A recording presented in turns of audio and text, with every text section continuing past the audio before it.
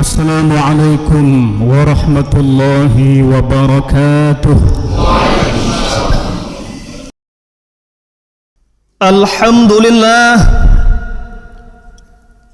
الحمد لله الذي هدانا لهذا وما كنا لنهتدي لولا أن هدانا الله.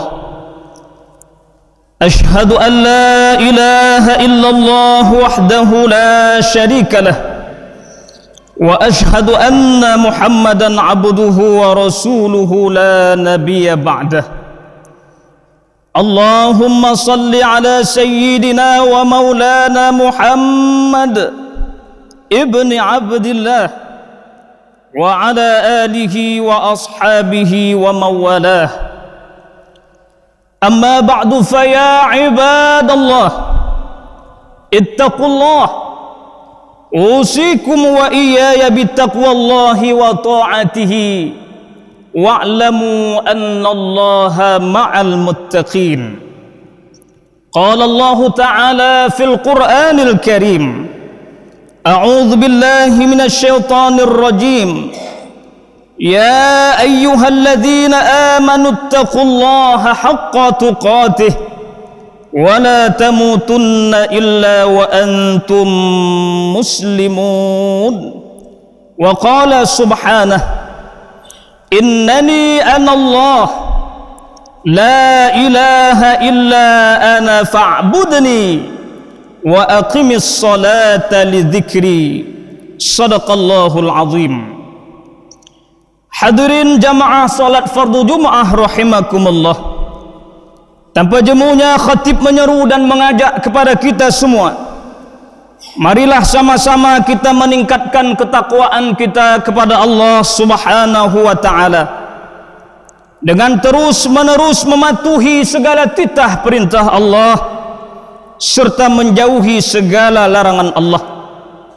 Seraya bersyukur kehadirat Allah Subhanahu wa taala atas limpahan nikmatnya yang tiada terhingga banyaknya kepada kita semua, terutama nikmat iman dan nikmat Islam.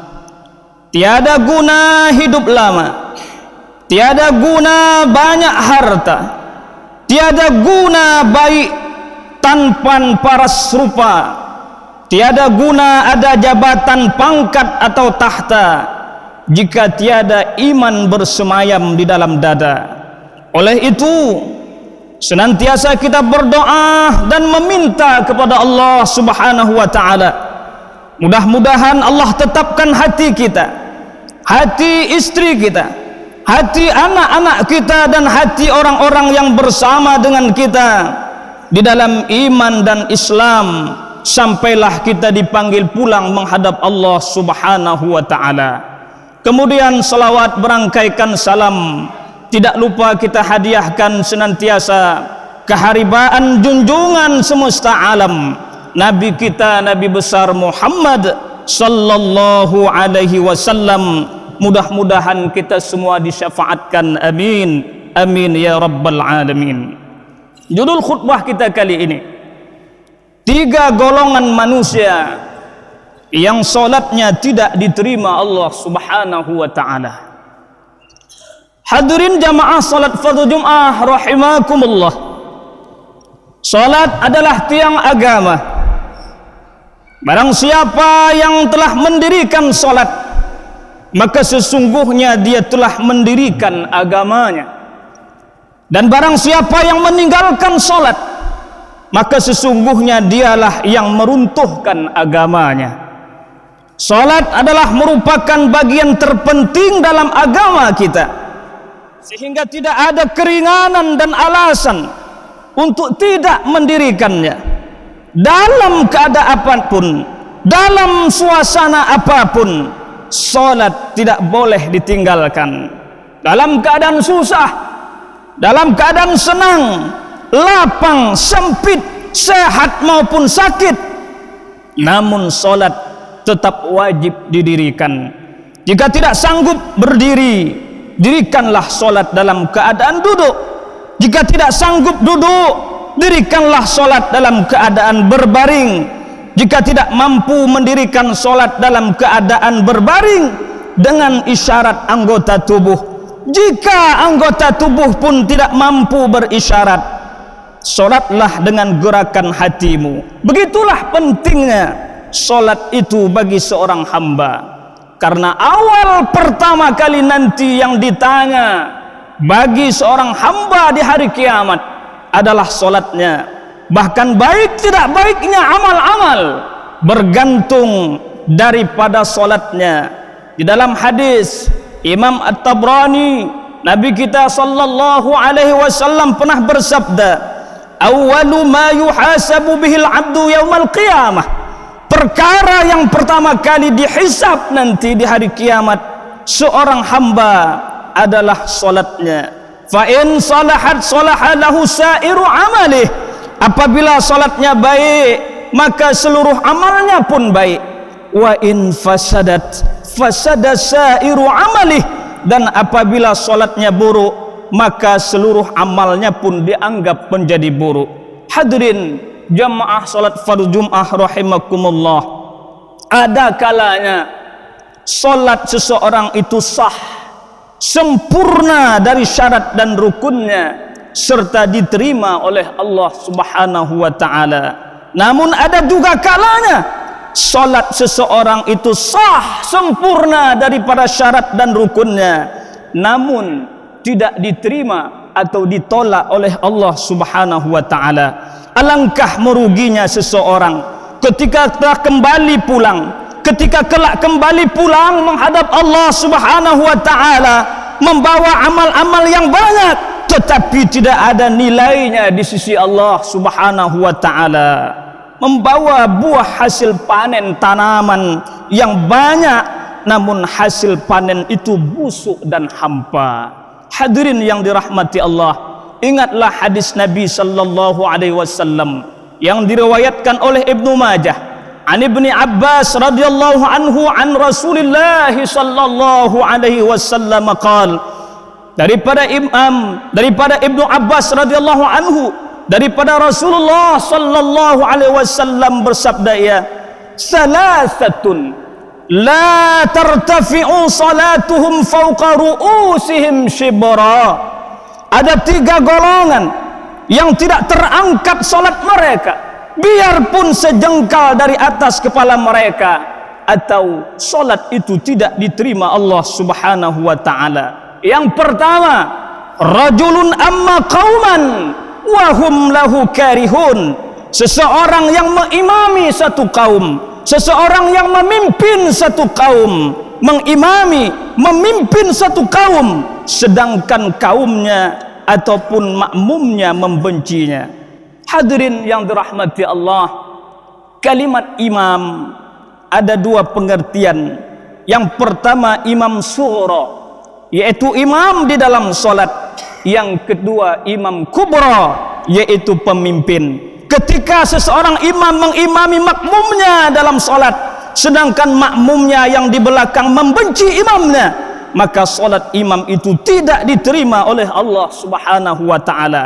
Ketika seseorang pemimpin memimpin satu masyarakatnya, lalu masyarakatnya membencinya, maka salat pemimpin itu tidak diterima oleh Allah Subhanahu wa taala. Tapi ingat, benci mereka bukan benci sembarang benci, bukan benci disebabkan karena keduniaan, tetapi bencinya bijahlihi au bifisqihi au bibid'atihi, karena kejahilannya, karena kefasikannya, dan karena perbuatan bid'ahnya.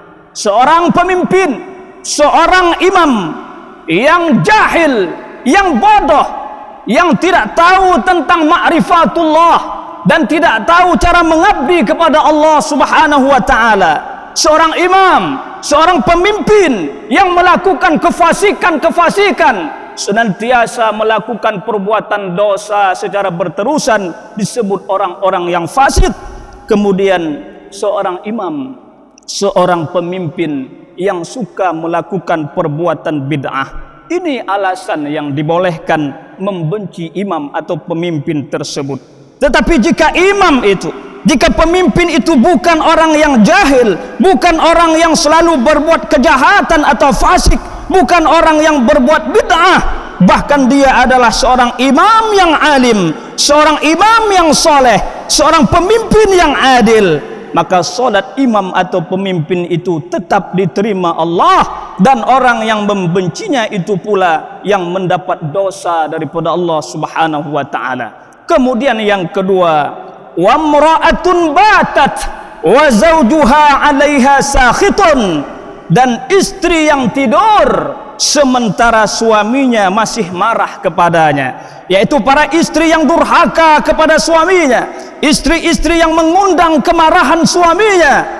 Dan tentunya hadirin, marah yang ada alasan syariatnya, yaitu suami marah ketika seorang istri tidak menunaikan kewajibannya sebagai seorang istri. Maka selama sang suami belum lagi memaafkannya, maka sebanyak apapun solat sang istri tidak diterima oleh Allah Subhanahu wa taala. Kemudian yang ketiga, wa ikhwani mutasariman, dan dua orang yang bersaudara saling memutuskan tali silaturahim. Hadirin yang dirahmati Allah, saudara di dalam Islam tidaklah hanya terbatas dengan satu perut saja, tidaklah hanya terbatas dengan satu suku atau bangsa saja. Kita semua bersaudara. Apa yang mempersaudarakan kita? Kita dipersaudarakan dengan kalimah la ilaha illallah. Firman Allah dalam Al-Quran, innamal mu'minuna ikhwah, sesungguhnya hanya saja orang yang beriman itu bersaudara. Kalau sudah bersaudara, la yahillu li muslimin ay yahjura akhahu fawqa thalas, tidak halal bagi seorang muslim yang tidak berteguran, yang bertikai, yang memutuskan tali silaturahim lebih daripada 3 hari. Tidak diterima solat orang yang memutus tali silaturahim. Ketika solat tidak diterima, maka surga pun tertutup untuknya. Sabda Nabi sallallahu alaihi wasallam, la yadkhulul jannah qati'ur rahim, tidak akan masuk surga orang yang memutuskan tali silaturahim. Oleh itu, rendahkanlah hatimu, buanglah sifat egoismu.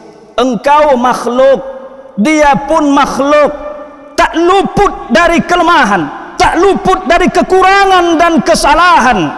Mari saling meringankan tangan untuk berjabat tangan, mari meringankan lidah untuk memohon kemaafan, mari saling melapangkan hati untuk memberi kemaafan. Hadirin yang dirahmati Allah Subhanahu wa taala, demikian saja khutbah kita kali ini. Mudah-mudahan kita semua terhindar dari yang 3 ini. Allah jaga para imam kita, mudah-mudahan Allah jaga pemimpin-pemimpin kita, Allah jaga istri-istri kita, Allah jaga dan tetapkan, kokohkan tali persaudaraan dan tali silaturahim di antara kita, sehingga solat kita sah lagi diterima oleh Allah. Ketika solat kita diterima, kiranya Allah terima puasa kita, terima haji kita, terima zakat kita, terima bacaan Quran kita, terima infak dan sedekah kita, dan segala amal-amal kebaikan kita lainnya yang kita lakukan. Amin amin ya rabbal alamin. Barakallahu li wa lakum fil Qur'anil azim, wa nafa'ani wa iyyakum bima fihi minal ayati wadh-dhikril hakim, wa taqabbala minni wa minkum tilawatah, innahu huwas samiul alim.